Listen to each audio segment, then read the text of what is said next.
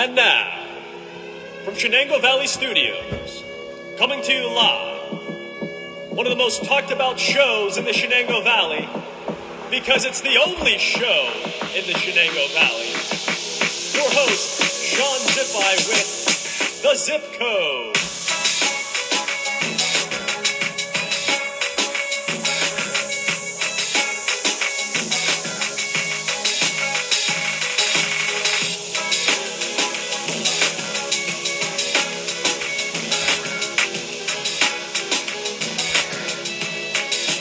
Another week, ladies and gentlemen. Thank you to Andrew Gary. Sir, that intro is magnificent. I love that, man. I seriously do. Folks, welcome to The Zip Code. Another week of The Zip Code, baby. And tonight, we have a very, very special guest. None other than the Pirates in-game host, Joe Klimchak. We're going to get to him in a second, but folks, let me tell you something. We have had some awesome guests. We have had a nice little run here on the Zip Code, and we are going to keep this train moving. Trust me. This thing is going to be a rocket ship to the moon, just like our boy Ted Scott, Bubba Watson's caddy, said when we first started airing these. He said it on live Instagram TV right here, folks. This show, the Zip Code, is going to be a rocket ship to the moon. And it's taken off. All right, folks, let's get right to it. Let's get to Joe. Let's bring Joe in here. Many of you have seen this guy before. Many of you have seen him on that big screen at PNC Park. Joe Klimchak. Here we go. Hey. There he is. Hi, Sean. Joe, how are you, man? Good, man. Nice to see you. Good to see you. Let me fix this camera here to make sure people can see, the show sponsor here. Yeah, I got to do that, right? Yeah. That's right. So, Joe, let me do a quick little introduction to the show, and then we'll get right to it. But, folks, we have Joe Klimchak here. He is the Pittsburgh Pirates in-game host at your very own PNC Park. Many of you have seen him on the big screen there. Many of you have seen him do many different games. You know his voice. You know his face. And he's been with the Pirates for about 16 years now. And if you have any questions or comments, you can go ahead and put them in the chat, or you can actually ask them via the Instagram question mark, which you'll see at the bottom of your screen. And I will try to get to them as best as I can. Thank you guys for joining the Zip Code. Joe, thank you for being on the Zip Code. And without further ado, let's get right to it. So, grew up in Pittsburgh. You graduate from Grove City College. Yep. In 1991, the year I was born, Joe. You're killing me. Yeah, I know. Can't believe it. So you graduate from Grove City College with a degree in communications. Yeah. And then some things happen. All of a sudden, bam, you're on the big screen at PNC Park. So why don't you take us through some of those steps of your journey, and then I'll start to pick away at it. Okay. Well, sounds good. It did, and I wish it happened just like bam, but it didn't. It was a long journey. But first off, I got to say thanks for having me on, Sean. This is a great show. I know it's building. You've done this for your friends, and it's taken off internationally. And I look at the guests. I'm really humbled to be on because, Miss USA Pennsylvania last week, 2 weeks ago, a 4-time Super Bowler, and tonight, a 4-time pierogi. Now, which one doesn't belong? Seriously, a 4-time pierogi. So I have actually worn the suit. So seriously, I'm just a fan with the microphone. So I appreciate you asking. But it's great to be here. So you asked about my journey. Yeah. For a lot of kids growing up, they don't find that thing that makes them go, wow, this is really cool. I want to do that. And some adults actually don't find that thing until later in life. And some are still searching. I feel really blessed that I found mine really early.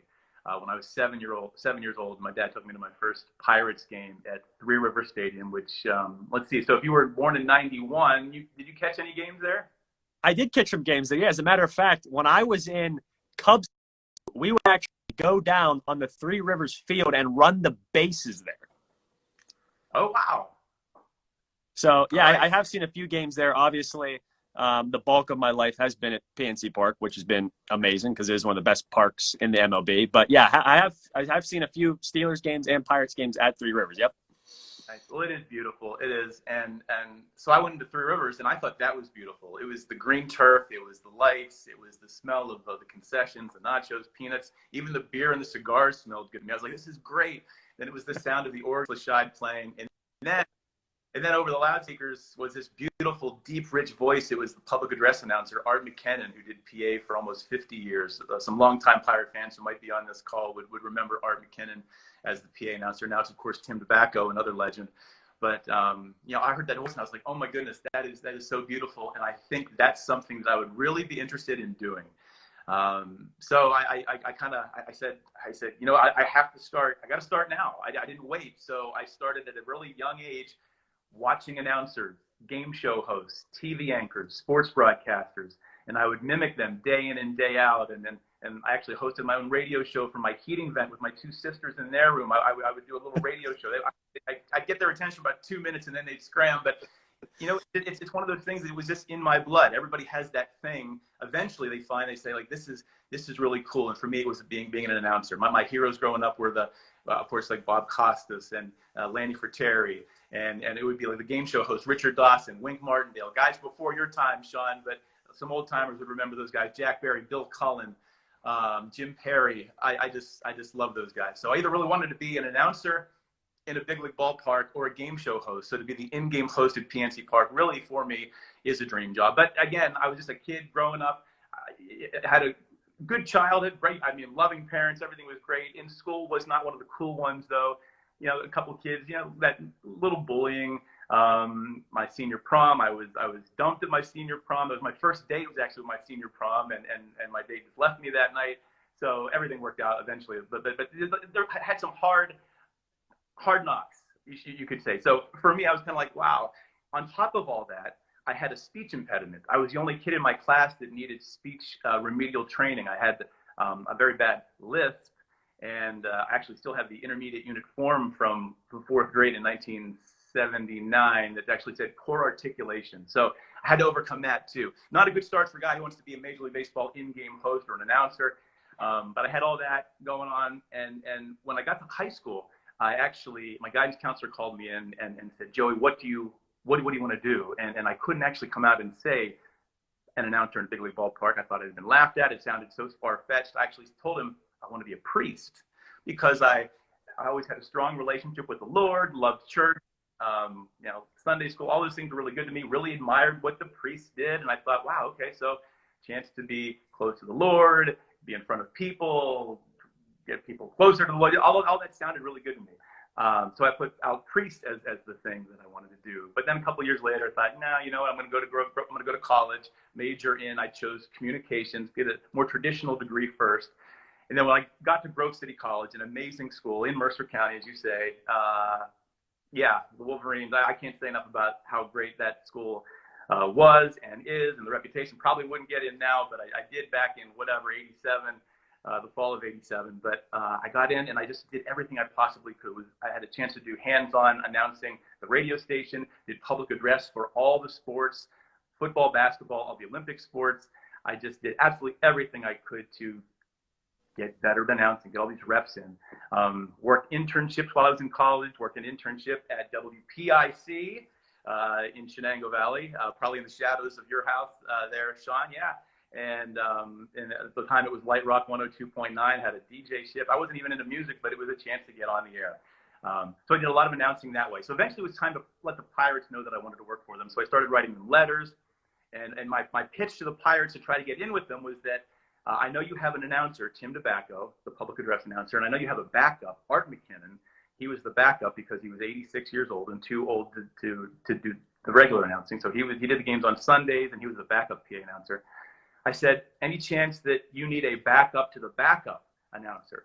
So I wrote multiple letters and got multiple rejection letters back from the Pirates saying, no, we don't need a backup to the backup announcer. I actually kept those letters just because I was like, oh my goodness. And they signed it. The last line in the letter was, best of luck on your efforts to work in baseball. And I was like crushed by that because it was my team. I didn't want to work for another team. I was like, this is my team. I have to work for the Pirates. So how do you break in with a major league team? How do you do it? Well, for me, my break came during a lunch break at Grove City College. Actually, so I graduate with a degree in communications, And, sometimes dream jobs don't happen on our time schedule. So I got a job at the college as the sports information director.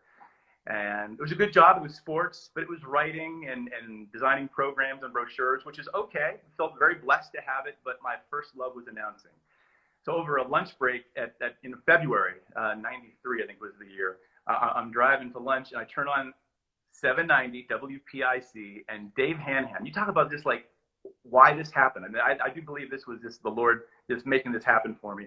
Turned on the radio and Dave Hanahan comes on the air. And why he read this story, I have no idea. But he announced that the Pittsburgh Pirates this year were going to be hosting amateur baseball games after Sunday Pirate games. And the first game was going to be like April 16th. And I remember the two teams, Raider Latrobe against Derry. So I never went to the Subway shop that day. Actually doubled back to my office. This was before cell phones. So I had to pick up the phone, call the Pirates, say, do you have an announcer for those games? Long story short, they let me be the announcer for those games. I had to work. Am I there? Hello, sorry. Okay. Yeah. I got that job. So now I'm announcing at Three Rivers. I'm in this stadium with 60,000 seats, but there are only 60 butts in those seats for my games. That was okay. I was still thrilled to be there. So I'm doing these high school games, and they hear me, and eventually Art was too old to be the backup. So they called me, and they say, Joe, we're actually having an audition for the backup job, the backup to Tim Tobacco, and we know that you've applied in the past, and you're doing these high school games. We want to invite you to that audition. So I was one of 9 people who auditioned in big Three Rivers. It was empty. And a few of them were actually people that I had looked up to, people in the Pittsburgh sports media, radio and TV guys. So I was like, so on paper, really, I don't think I had a chance. But because I'd been studying these guys and I knew these announcements inside and out, I did know that I had at least some chance. So I won that audition. I really knew the announcements inside and out. They gave me a script. I almost didn't even need the script. I just had it memorized, but I did it. I won the audition. So I'm a backup PA announcer. So all that means is I get to announce the Pirate games in the booth. And for those who don't know the PA announcer, many of you do, but the PA announcer is not the radio TV guy. He's the guy who announces the batters as they come to the plate, the announcements maybe between innings, that kind of stuff. So after 7 years, I'd only worked 7 games as the Pirates' backup public address announcer. I got 7 games. Tim's like the Cal Ripken of PA announcers, unfortunately. He never missed. He was like the Iron Man. So eventually, though, when they moved into PNC Park, I was like, okay, well, I got to work more games. Even if I can't announce, I would have swept the floors. I would have done anything. So I remember back when I was a kid at Three Rivers, I thought that like the security guys standing on the turf, I was like, that's a dream job. Like, how did they get that job? Like, I thought that was like the best job. I was just like, that's how much I wanted to work in a ballpark. I would have done security at PNC Park. But actually said, my boss said, you know what, Joe? We have a job in our scoreboard department for you if you're willing to be the Pepsi smoke guy. And what that was they don't have it now, but when they opened the ballpark, there was a big Pepsi bottle that hung above the right field bleachers. And when the Pirates hit a home run, the Pepsi bottle lit up and smoke came out of the Pepsi bottle. It was my job when the Pirates hit a home run to hit the button that made the smoke come out of the Pepsi bottle. So I did that for 2001, 2002, 3, 4, and 2005. That was my job, the Pepsi smoke button guy. And it was good. I was working every game, making a little extra money, but still, I wasn't announcing, and that's what I wanted to do. So wrapping it up, here was the final thing. I created another opportunity for myself here. We have a rehearsal before the season starts every year in an empty ballpark. We're getting ready for opening day, and it was 29 degrees. It was snowing, and I'm sitting in my Pepsi smoke button guy seat, and I looked at the script, and it said Radio MC. We're looking over the pregame. I have nothing to do in pregame as the Pepsi smoke guy. It said Radio MC, and I knew what that meant. That meant that a radio announcer would come in to the ballpark from the outside, from some commercial station, and make a little announcement on the field to the fans before the game. Something like, hey, everybody, I'm Larry Richards from KDKA. Join me weekday mornings from 5 to 10 on Pittsburgh News Talk 1020 KDKA, something like that. And I knew Larry wasn't showing up in an empty ballpark, 29 degrees in the snow. So I asked my director, I said, Eric, when we get to the radio MC part, can I actually stand in as the radio MC? Can I go down to the field and pretend like I'm the radio MC for this? He's like, we've never done that before, but if you want to do that, grab a microphone and go down. So I did that, went down. After the rehearsal, he called me up. He said, you know what, you look really natural up there. How would you like to host baseball quiz every game on the Riverwalk at the end of the 4th inning? So I left my Pepsi smoke button guy seat in 2005, would go down, host that, come back. Then the next year, they gave me a couple different games. And then it kind of grew over the years. I'm in my 16th year now, as you said, and now I host all of pregame and multiple in-game features plus the pro you race. But that was my journey. It wasn't handed to me. You got to work, create opportunities for yourself, and start and do little things every day now. Like if you know what your job is now, I would say start doing little things every day. Sometimes you see that goal and it's like, I'll never do that. Believe me, I thought I would never do that. And I'm still amazed. Like what I do like is that 40 years later, walk into that ballpark, I am still I feel like a little kid. I do, because that's just my thing. When you feel that thing, when you want that bad, you make those sacrifices. You work double shifts, you work internships, you job shadow, you read about things, you watch videos. You don't waste. Well, you can. That's not to say you don't have fun. I played video games. I did normal stuff too, but I found time every day to do something that would get me closer to my dream job. Long answer, sorry, Sean, but that was the story. Love it, folks. We're here with Joe Klimchak, Pirates in-game host at PNC Park. Thank you to Sheets. Sheets run and done.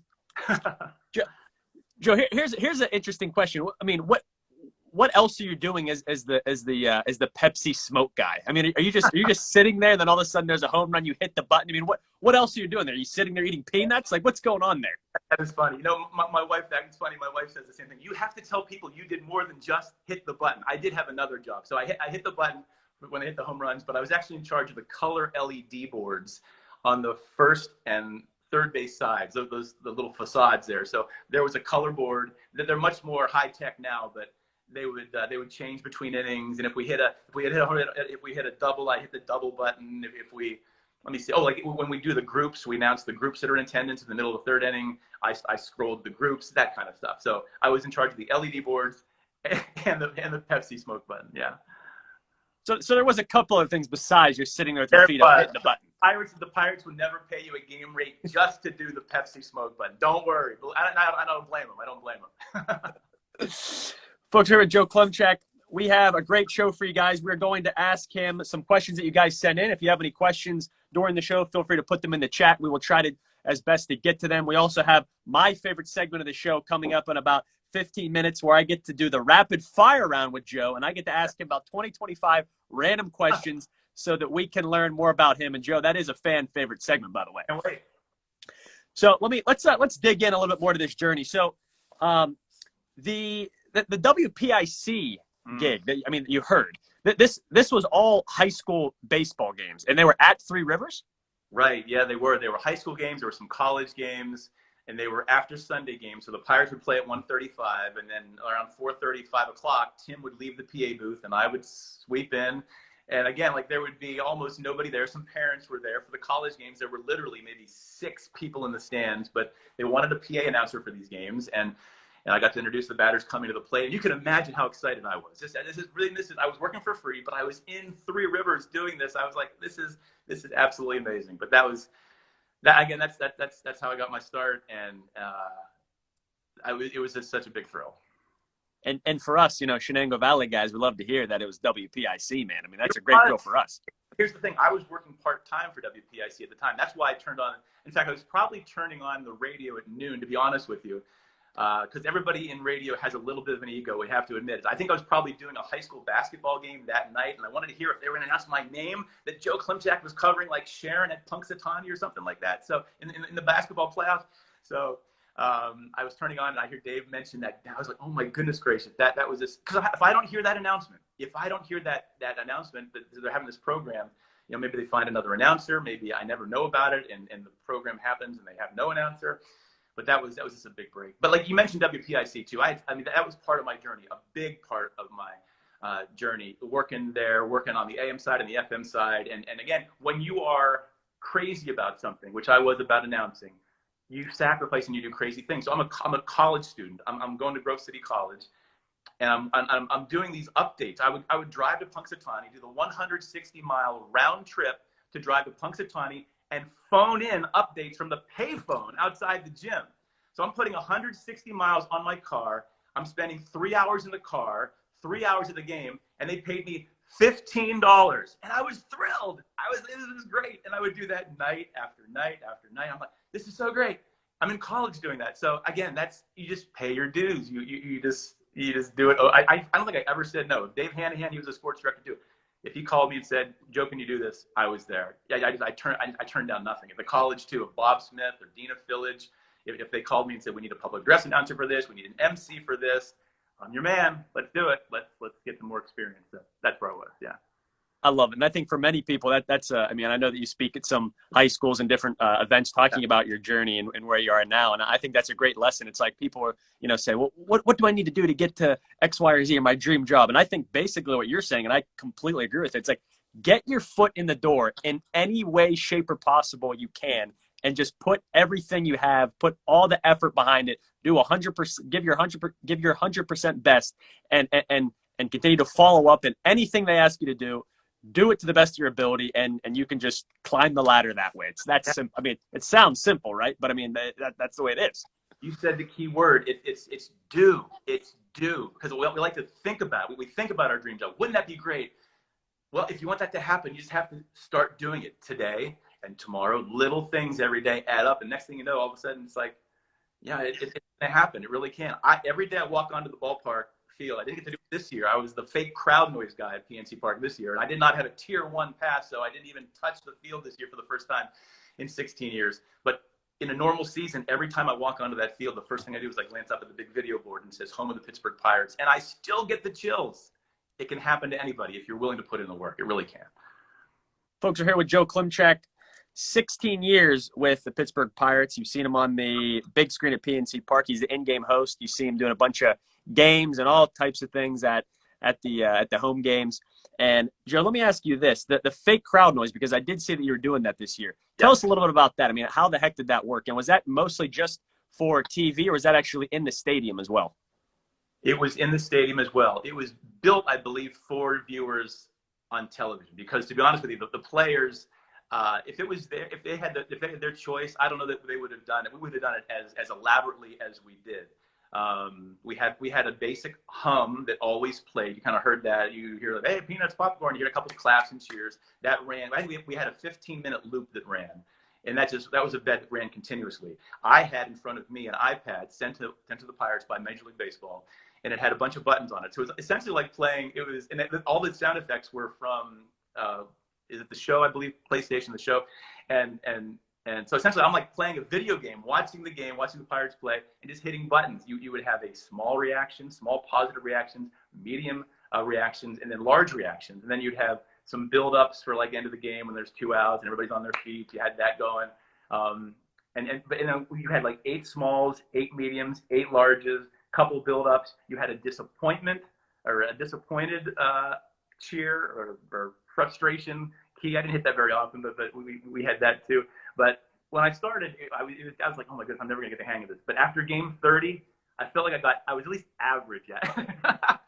It was fun. It was good. And every team is really up to it's up to themselves how they do it. We kind of had our way of doing it. The team had some input too. They were like, you're back off on this key, do this a little more. I was totally open and flexible to doing obviously anything, but we got through it. It was unique, but it made them sound more real-like, more lifelike on radio, especially radio, but television too. Yeah. Are you hopeful for full capacity in 2021?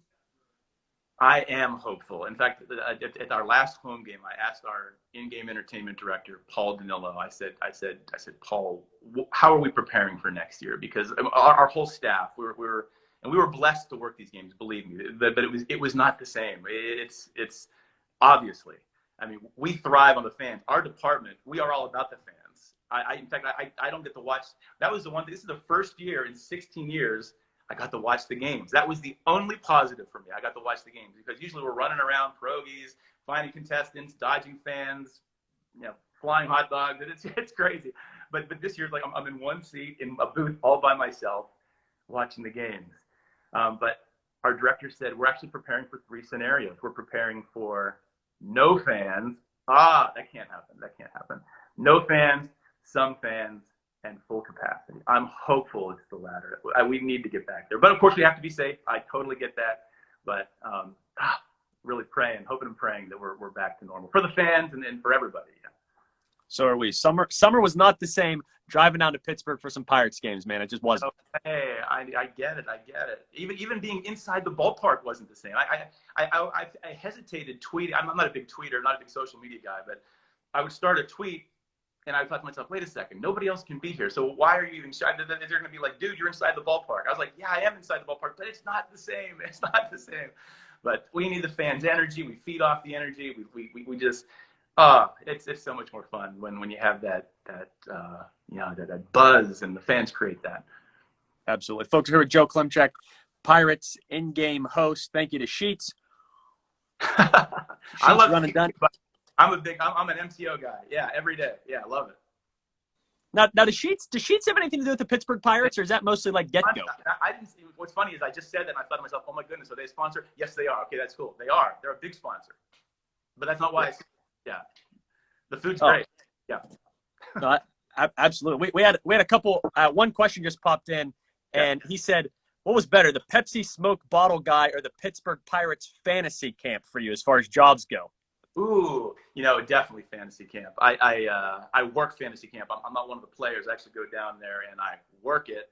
I'm actually the fantasy announcer down there. I love the guys. I've been doing that for maybe 12 years. And I'm hopeful that's on this year. That's a late January thing.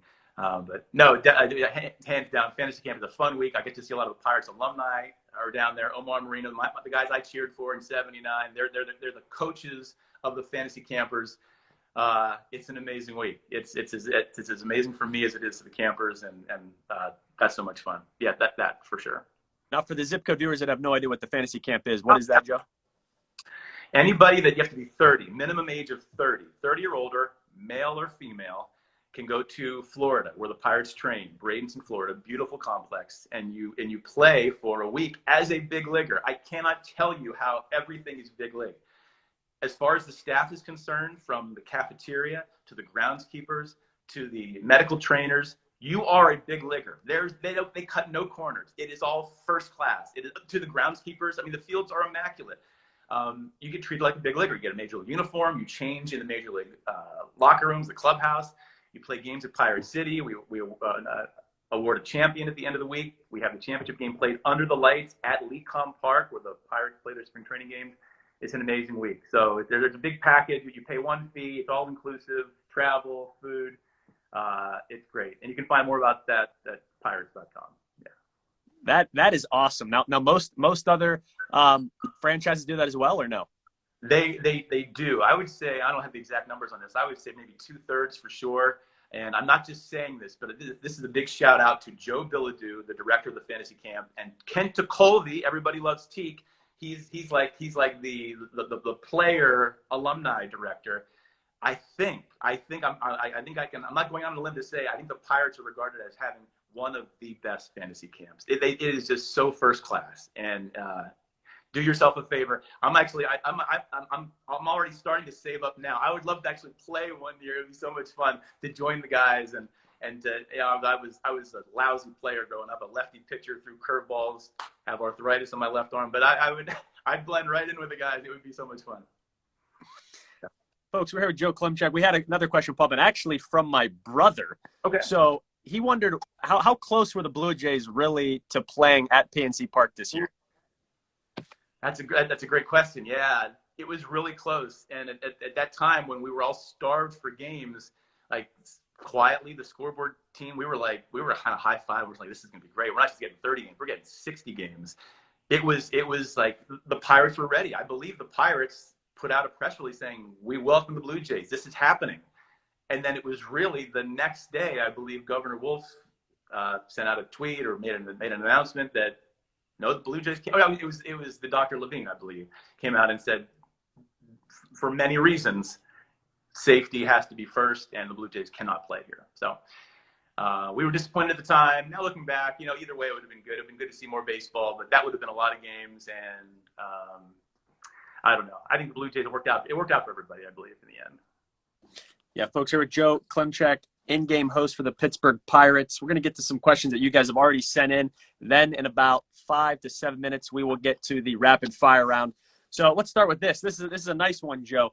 Most awkward in-game / on-camera experience you've had with either a fan or an athlete? Ooh, okay. Let's see. I'm trying to think athlete first, and luckily not too many bad ones that way. I've hosted some clinics with them, a lot of charity events, which I love. We go to American League Field, support those. Those are so much fun. I'm going to have to jump to in-game, like think during the games. I had one contestant during the boxing mystery, got so excited, punched me, actually fell over the bench, and luckily not into the river. I was on the river walk, but it totally knocked me out. That was kind of sad. But my most embarrassing moment, when I think about, I mean, obviously everything is live. There's nothing on a delay, so I can mess up severely every game that could happen. But there was a Thursday afternoon game. I'm out in the left field bleachers, and I like to go with no notes. I'm not big on looking down. I feel like I owe it to the fans to come in prepared and to be able to kind of wing it and just sound conversational, kind of have some fun, and if you have some little slip ups, whatever, but have the basic facts down. So it was an afternoon game, and the 4-H club. Have you heard of that? The 4-H club? Okay. And actually, I'm actually blanking on what the 4-H's are now, but during the announcement, I thought I had it, but I can only come up with 3 of the H's. I find that funny. Maybe nobody else does, but I was like, oh my good. When you're live on that big 75-foot video board, and you're promoting the 4-H club that's there, and I was like, head, heart, health, and I have no idea. Help! I didn't. So that was embarrassing. But luckily, nothing else too bad. I'm sure if I thought about it longer and harder, I could think of something, but that's about the worst. Hey, help is with an H, so there you go. All right. So another question that was sent in. We have, what was your favorite era of Pirates baseball? Current, back in the 80s, 90s. What are you thinking? Yeah, I think I'd be surprised if anybody would answer that question and not say, regardless of how they were playing, regardless of the team's performance, the era when you grew up as a kid. I just feel like you're just so connected to baseball. I still am. I love the guys now. It's still such a thrill. But growing up in the 70s, the late 70s with the Lumber Company, and then, of course, the 79 team, our last world championship, that was amazing. And even through the 80s, those were our leanest years. But I was like coming into high school, and I was diehard Pirates. My favorite Pirate of all time was Rod Scurry. I mean, he was a left-hander that played the late Rod Scurry. He's passed away. He had a drug addiction. John Candelario was one of my favorite pitchers. But it would be late 70s and 80s. Those guys I just grew up with. But then a close second would be 2013, 2014, 2015. I mean, that was magical. And to be working for the team at the time, it was a great timing, and I get the goosebumps just sitting here thinking about those years. It'll happen again. Fans, hang with us. It's happening. Joe, I hope you're right, man. I mean, today I went back and I watched some of the videos from all those wild card games. And so my brother and I were big Penn State fans. We graduated from Penn State, and we go to a lot of Penn State games. I love being in a stadium because of the atmosphere. Right. Mm-hmm. I mean, the atmosphere of a whiteout at Penn State game is unbelievable. And the atmosphere at a couple of those wild card games, which I was at one of them, is also unbelievable. And when I was watching some of those videos today, my eyes started to actually tear up because I remember like the emotions that I was feeling during that moment. I was in 2013, I was actually at a bar across the street. I wasn't at the game. And I remember, Bird hitting that first home run. I remember Martin hitting that 2-run shot. It's just like unbelievable. And I hope you're right, man. I hope you're right. I hope those days are coming back. They were like out of body. They were amazing. And I felt really blessed to be able to. Now, Major League Baseball is in charge of the postseason, like the in-game entertainment. We didn't do, although we did do baseball quiz. They let us do a couple things, but things can't be sponsored. But I got to announce. I felt really blessed to be able to announce the game time first pitch at all 3 games. So, I mean, to be on that field, looking up into the stands, the blackout, right? I mean, and those introductions were just thunderous. And then Doug Drabeck was the first pitch in 2013, and just to announce that and have the crowd just go crazy. And then Teak announced it. He was the first pitch in 2014. I think it was Walkie in 2015. Those were just incredible moments. They were great. And I again, because like you said, you were probably in the bar, but you could feel the energy over there, couldn't you? Yeah. Yeah, so the firework actually went off as soon as the ball landed, and that was for Bird's home run. Yeah. And obviously, when we were watching at the bar, there was like a 5 to 6 second delay. So the second that he hits it, we hear the firework, and the place erupts, and it was unbelievable. So I mean, that was actually one of the questions. Do you remember what September 30th, 2013 was? Mm-hmm. Yeah, for sure. I mean, it was magical getting to introduce the first pitch. And then unfortunately, I was probably the only guy in the ballpark that didn't see Cueto drop the ball, if you can believe it. I think I was trying to find a baseball quiz contestant, so that's the downside of being the host. Like, this is the biggest moment. I hear this roar, and I'm like, what? And then next thing you know, Russell Martin hits the home run. It was like, it was amazing. And actually, looking back in my mind too, the Russell Martin crowd noise when he hits that, because that was after Cueto dropped the ball. That crowd noise, I think, was even more than the first home run, because the whole entire place was just so jacked up from Cueto dropping that ball, and then he hits the home run, and it just went berserk. It was wild.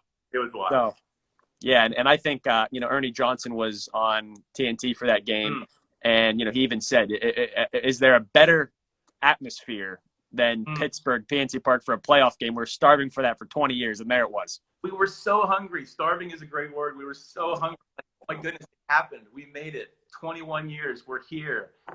It was electric. I mean, even I was talking to Frank Coonley, our president at the time, Bob Nutting, Clint Hurdle was there. We were all looking around going like, we've never experienced anything like. And Clint's been around a lot. He's been in World Series. He's done a lot. He was like, I've never felt this before. I thought that was a big statement.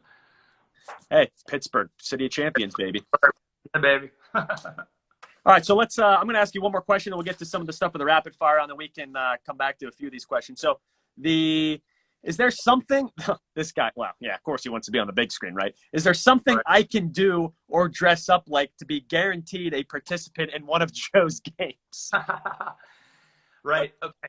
I get asked that all the time, and here's the first thing in order to be even considered for a game on the video board, you have to be wearing some kind of black and gold, preferably with a pirate logo.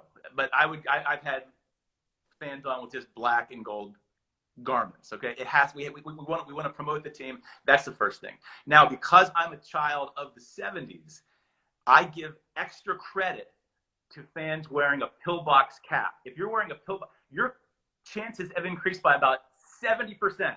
Now, if you want them to increase by 90%, make it the gold pillbox cap. You wear that, you are almost a shoo-in. If I cross you, if I see you, if you ask me, like, can I be on baseball quiz?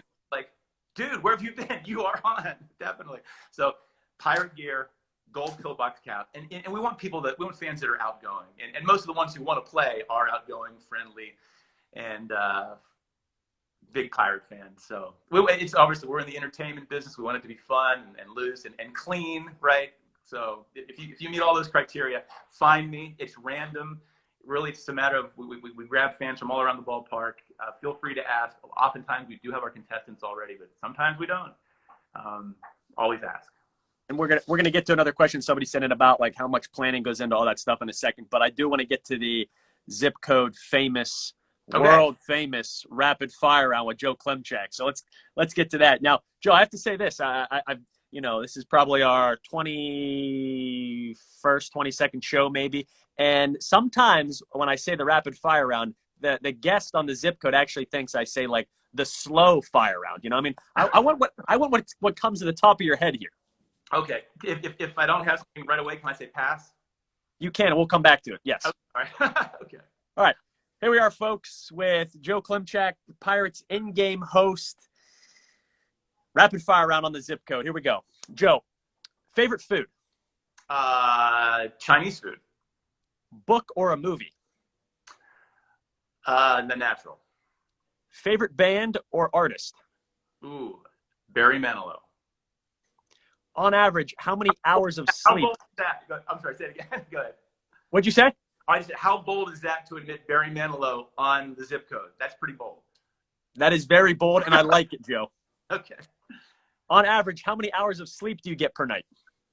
Average, I'll say 5. That's generous. 5. Dogs or cats? Neither. If it has to be one, it would be dogs. Dogs then. You know, I'm with you, Joe, and my friends all know it. I'm with you. I mean, I just don't like that. I don't like the extra responsibility, the hair. I just don't like it. I know. I'm not a pets guy. I'm sorry. Yeah. Favorite vacation spot? Nantucket. By the way, by you and I both saying neither do dogs or cats, I think maybe 95% of the whole world thinks that you and I are crazy and they no longer like us. But hey. Oh, I get it. I understand. It never happened. It never clicked for me. One Pirates baseball game you'll never forget. It would be the 2013 wild card. If Joe Klimchak is watching TV, he's probably watching what? Andy Griffith Show. Breakfast, lunch, or dinner? It would be breakfast. Favorite part of Pittsburgh Pirates game day? Ooh, I'd say baseball quiz on the Riverwalk. Last time you signed an autograph? Pirate Fest last year. Favorite Disney movie? Boy, okay. Not a big Disney guy, but my daughters watch them. Let's see. I'm not a big movie guy, period. Again, the last movie I saw in the theater was Few Good Men. How's that? So let me think here. Disney. Let It Go. That was from, what Let It Go, Let It Go. Frozen. Frozen, thank you, Frozen. Was that Disney? Yes. That was, yep. Okay. We'll take that. Mornings or nights? Oh, definitely mornings. I can go to bed. Oh, we're coming up on my bedtime. Yeah, definitely mornings. Yes. We'll be done in 19 minutes, Joe, I promise. Okay. Afternoon game or night game? Night. Love nights at PNC Park. Favorite holiday? Ooh, I would say, okay. I'll say Christmas. Christmas. Best seat in the house at PNC Park? Not a bad one, but the best one would be, let me see. I'm going to say section 27 going down the third base line. Yeah. Name one thing you're bad at. Oh, my goodness. Take your pick. Let me see. How about really bad? Because bad is big. So really bad at, again, take your pick. I'm going to say handwriting. I wish my handwriting was better. That if I could wish for one thing, I'd want to have better penmanship. There you go. Yeah. How's your golf game, by the way? I was going to say golf, but actually, it's approaching average. So I wouldn't say it's bad. Bad would have been like too strong. Believe me, it's been bad. But I'm going to give myself a little credit and say it got a little better. Little. I like to hear that. If friends come in from out of town, what restaurant are you taking them to? Sesame Inn on the north side. Yeah. Chinese. Hot or cold? Well, I mean, as far as me feeling, I would much rather be hot. Love Florida. Love working up a sweat. Hot. Childhood hero? John Candelaria. Well, it'd be, my dad would be number one. John Candelaria second. Good answers. Good answers. Appetizer or dessert? Well, I do have a sweet tooth. I'm trying to pound that down, but I do like desserts. I like a piece of chocolate cake with a giant glass of milk. Nothing beats it. So dessert. Great answer. And one of the last questions before we get to the final question, but favorite ballpark food?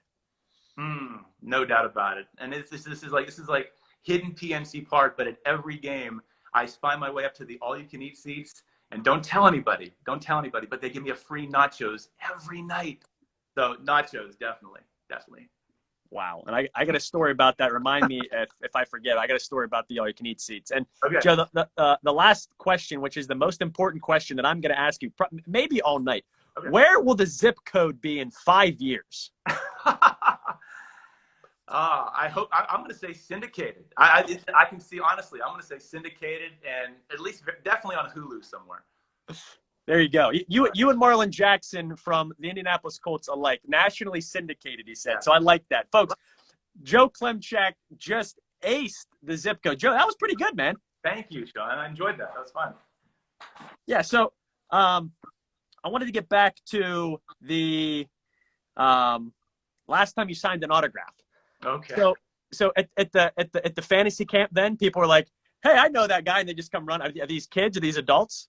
It was a Pirate Fest, and it was it could be either. Sometimes it's kids, and here's the thing. At the games, I've been doing it for 16 years, and one thing I'm kind of proud to say is I've never actually used my name at the ballpark. Some in-game hosts, and there's nothing wrong with this. Some in-game hosts are like, "Hey, this is Johnny Baseball or Hockey Heidi or just whatever." I've never used my name because I just want to be known as a fan with a microphone. So a lot of people, even after 16 years, don't know my name. So I get more like, hey, there's the guy, or that's the guy on the big TV, or hey, that's the Bucko guy, or the box guy. So so I'll sign the autograph. They still also be like, with my penmanship, they're like, I still don't know who he is. No, actually, I've been practicing my autograph. That's the one thing don't we all practice our autograph? Like when we were kids, like I remember that is the one thing I do have down. Like I remember in the 3rd grade, all over a sheet of paper, just like, and so yeah. But that's, again, I'm still pretty anonymous after 16 years. I'm just the guy, the fan with the microphone, and I want it to stay that way. I really do, because I want to just be part of the game. Personally, I want to be, I want to appear the way if I'm a fan, I don't want somebody to be interrupting my day. I'm at the core, I'm more of a traditional baseball fan. I'm kind of the Art McKinnon, Tim Tobacco. That could be enough, but these days attention spans are shorter, games are longer, and personally, after doing the fake crowd noise, I was like, you know what, I can actually use a little in-game entertainment now. I kind of miss that. So yeah, I like doing it, but I definitely don't want to be overbearing, in your face. I just try to keep it real. Yeah. Yeah, you do a fantastic job at that. And we're going to get to the next part where I'm going to ask you about some of these games that you actually do. Okay. Do you come up with some of these games? I kind of want to know behind the scenes, like who comes up with these games? Or is it a joint effort? You guys come together, you have meetings about them. How does that exactly work? Yeah, what I love is that the Pirates, just like the players, we actually have exit interviews at the end of the game. Like sometime our staff, like just how the players will meet with the GM or the coach and say, okay, how'd you do? Or how'd we do? And what are you going to be working on in the off season? Our directors will email us, or sometimes in a normal season, meet us in person and say, what do you think about that game? Or what do you think about next year? Or what should we be looking at? So they'll get my opinions on it. And being a game show guru, many times they'll give it some extra weight, and they'll actually choose to do what I say. But I'm mainly the guy who executes the stuff. I'm the host. They are so talented, so creative. John Kofer, Paul Danilo, Brian Chiera is our vice president, or is our senior director of marketing. They just come up with some fantastic stuff every year, and they're working on it right now. They are already working on the games for next year, all collecting stuff, sending out surveys. I think we're going to do Family Feud this year. That might be a carryover to next year. So we have to obviously survey season ticket holders to get those loaded. We have to get ready for Pirates Fest and do some video things there. We go to spring training. We collect all our stuff from the players at spring training. All those little videos you see where the players are answering questions. We do all that. We get about an hour with the players. They have to give up 1 hour. It's all baseball except for 1 hour they have to allow for scoreboard. And they come in and they answer a bunch of questions. You can picture how when they come to the plate, sometimes they'll be swinging a bat or pointing their bat. We do all that. It's an intense session, but in 60 minutes they get the cut loose. So we got to really hustle. But that's when we collect all that info. But they're really talented. It's not me. I don't come up with this stuff. I'm just a guy on the board. Folks, here with Joe Klimchak, Pirates in-game host. Thank you to Sheets Run and Done. Joe, I want to get to one of the most important things that we're going to talk about here with the last 12 minutes of the show. We got the famous pierogi race. Yeah. Now I looked up a few facts on it. I mean, it said it started in 1999. But one of the things I want to know is who says who's going to win, or can't you even talk about that? Okay, this is a zip code exclusive. Are you ready? How about that? No, I would say, here's the thing. So we race 81 times in a normal season, and I would say 2/3 of them are what we call straight races, where truly the fastest pierogi wins.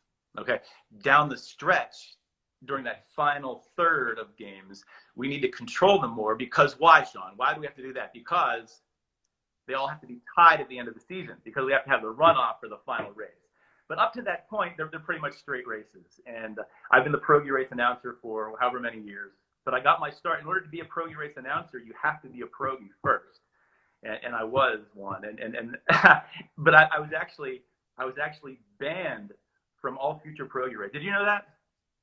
I did not know that. I'm the only pierogi that has been banned from future races. I'll make the story really quick. It was a day game, second game of the season. I was Cheese Chester. They sent me down to my Pepsi smoke button guy seat. They said, Cheese Chester, we're short of pierogi. I said, sure, no problem. Go down there. I meet the Progies, and everybody's being really quiet. I'm like, I thought this would be like kind of yucking it up, but everybody's taking it so serious. Like, all right, whatever. So I put on the Chester head, put on the big boots. We walk out, and I knew these were all younger guys than me. Everybody's younger than me. So we walk out, and this is when we only raced along the right field side. So it was a shorter track. On your mark, get set, go. We take off, and Jalapeno Hannah has a huge lead on me. I'm like, oh my goodness, I want to win this thing. I have long legs. I had that going for me, but I'm like 10 years older.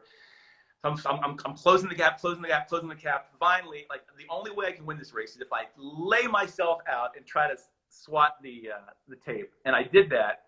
Fall to the red cinder warning track, and I hear the Progi race announcer, who was the announcer before me, say, "Cheese Chester is your winner." I was like, oh my goodness, I did it. Stand up, I'm high-fiving the fans. We're walking into the Lexus Club, and there's still some fans there. And I have this guy get in my face and say, like, what are you doing? Honestly, I've never in my life had an adult yell at me like this. What are you doing? It's the second game of the season. It costs $1,500 to clean those uniforms. You will never race again. Because my whole nose was all red. Like, you will never, ever. And we're in a public space, and Progies, the first rule of mascots is you can't talk. So I'm just like, so I can't even say anything back to him. But here, long story short, now that night, I was number 10 on ESPN Top 10 Plays. My dive was play 10, so he got a promotion. I was actually, he said, you know, that was actually kind of cool. So forget everything I said, but it was crazy. It was crazy. But yeah, the Progi race is big. It's just still one of the more popular segments we do. It's not fun doing the Progi race when you're losing a wild card game. That's all I'll say. Okay, that was the toughest. If you want to talk about the toughest announcement they ever had to make, losing in the middle of a wild card game, because the fans really at that point, do they want to see the Progi race? No, they don't. They don't. So that was the most challenging time, but it's fun. I enjoy it. Jump on the field. We have a lot of fun with it. So we have Potato Pete, Jalapeno Hannah, Cheese Chester, Sauerkraut Saul, Oliver Onion, Bacon Bert, and Pizza Penny. Mm-hmm. Are those still the 7 that are running? Yeah, but only 6 run. Potato Pete, he does have a lifetime ban, but finds his way into the races somehow, some way. But no, it's just the 6, and I actually got to do one live announcement this year. I actually announced the final Progi race. They did it live on the Clementi Bridge at the home finale. And I did the announcement for the race and the crowd noise for the Progi race at the same time. And Bacon Bert won. So Bacon Bert has gone back-to-back. Yeah, back-to-back championships for Bacon Bert. Wow. I mean, next year, if Bacon Bert wins, you're looking at a dynasty, folks. You really are. I know. Now the 2 more things about this. You know, the first thing is I didn't realize that every once in a while they do travel to face the Sausages against the Brewers, and then the U.S. presidents with the Nationals. I did not know that. How long have they been doing that? You know, they did that probably, I think the last time they did that, Sean, maybe it was 5 years ago. They just haven't done it. Not sure the reason, because those were popular. It was kind of fun having the presidents come in, and those presidents are huge. I mean, I'm a tall guy, I'm 6'4", but like George Washington is like 30 feet. He's huge. Presidents compared to the Progies have a much lower center of gravity, so that's why we always take them at home. But it's they don't do it anymore. But I think they should. Maybe that'll be something with the new president. Maybe we'll bring that back. Maybe. Hey, just tell somebody that the zip code demands it. It's back. Zip code is for it. Okay, I got it. I'll pass that on.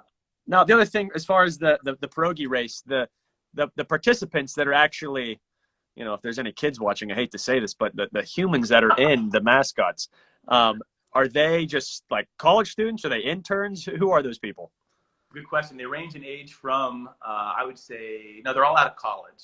They look like 22 to, we have one guy that's, I think, 57, 58. So we have a team of about 10 pierogies, and they rotate. Come on in. I'm sorry. Oh, thank you. Thanks, Ned. Yeah, we have about 10 pierogies on the list, and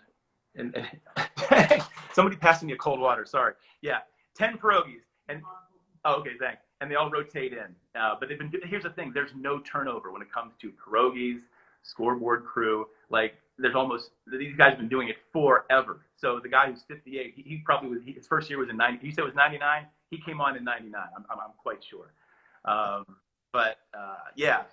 It was funny. You have like professors. You have it's not just like kids. These are like adults living out their lifetime dream is to be a Major League Baseball mascot. But So what? Yeah, go ahead.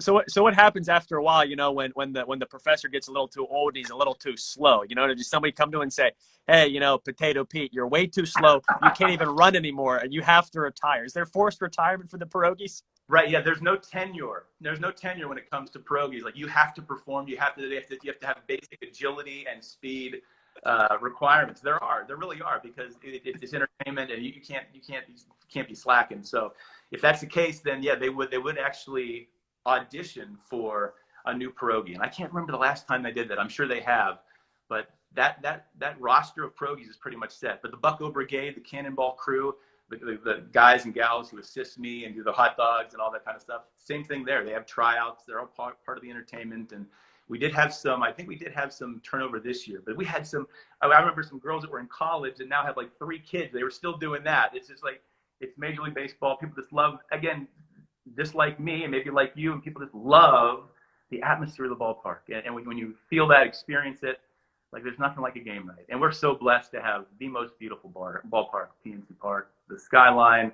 You know, I believe me, I'm a Pirate fan. I want us to win every night, but even on nights we lose, I still think it's good family fun. Yeah, folks, we're here with Joe Klimchak, Pirates in-game host. We got about 3.5 more minutes. Thank you to Sheets, our sponsor. I'm very glad to hear that Sheets does some sponsorship for the Pittsburgh Pirates. I hope they keep it up. You know, I don't have a say, obviously. I'm the zip code, but you know, well, hopefully in the future they keep that up, Joe. Run and done, definitely. You know, Sheets, run and done. That's right, folks. So, Joe, let's end with this, because after 1 hour, Instagram does kick us off. So let's end with this. I know you speak at high schools and do different things, but what is one piece of advice that you would tell your 18 to 20-year-old self? Let's end on that question. I think that's a good one. Okay, it is a great one. That is a great one, and there's such an obvious answer to that. So my 18 to 20-year-old self. So what I'm in college then, and I'm trying to become an announcer, and I'm mimicking these announcers, and I was trying to be like other announcers, and I really didn't find my own style. So, and I even carried that. I sometimes I look back and I share this in my presentation with the kids, and I do some public speaking coaching on the side too, and I have a public speaking presentation too. And the number one key to public speaking, it is not about perfection. It's not about mimicking and no ums and ahs. It's not about perfection. It's about connection. It's about warmth. It's about being likable, vulnerable, humble, and wanting to share and wanting to give the audience something. It's not about you. It's not looking good and sounding good. It's really about wanting to share. And I wish I would have known that early, because I went through so many years of kind of being more like a young hotshot announcer, and it wasn't like a super ego thing, but I thought you had to be that way. And for a guy who was kind of shy and again, I'd never in the cool crowd, I thought I had to be somebody else. And what I realized just in the last, really, I've been doing this 16 years, like maybe 10 years ago, it clicked, like, be Joe. Don't overdo this, because sometimes if you're in public speaking, you got to watch yourself on video. And I remember, and I don't like doing that, but I remember watching myself going like, I don't like what I see there. He's way too overbearing. He's in his head. He's not present. So that's the biggest thing. Be present. Be with the fans. Don't worry about mistakes. Just have fun and just be yourself. Give them yourself, and that's the best thing you do. So again, it's about connection, not perfection. Great advice. And Joe, on behalf of Pittsburgh Pirates fans, I want to say you do an incredible job at that and helping that create that atmosphere at the ballpark. So thank you to you, man. Seriously. Very kind, Sean. Thank you. That means a lot. I really appreciate that. Thank you, Sean. So, folks, that ends it with Joe Klimchak, the Pittsburgh Pirates in-game host. Joe, I hope you'll be a friend of the show in the future, man, as this thing grows. I mean, I hope you'll come back on again sometime. We got to do it. Yeah, like we're coming up on a big game or an opening day. Let's do this. That was the fastest hour ever. That was great. I really enjoyed this, Sean. Thank you. No, thank you. And, folks, that concludes the interview with Joe Klimchak. If you go to any Pittsburgh Pirates games in the future, and hopefully it'll be in 2021, folks, hopefully that'll be full capacity, you will see him and you will see all the games. And just maybe, if you listen to the full interview, you may have some advice now or an advantage on every other fan on how to get on the big screen. So thank you to Joe for that. Joe, thank you for the time. Hope you guys enjoyed it. We'll see you guys next week. Joe, we'll talk to you soon. Let's go Bucks. Thanks, Sean. Let's go Bucks. Yep, catch you later. Love you, Shenango Valley.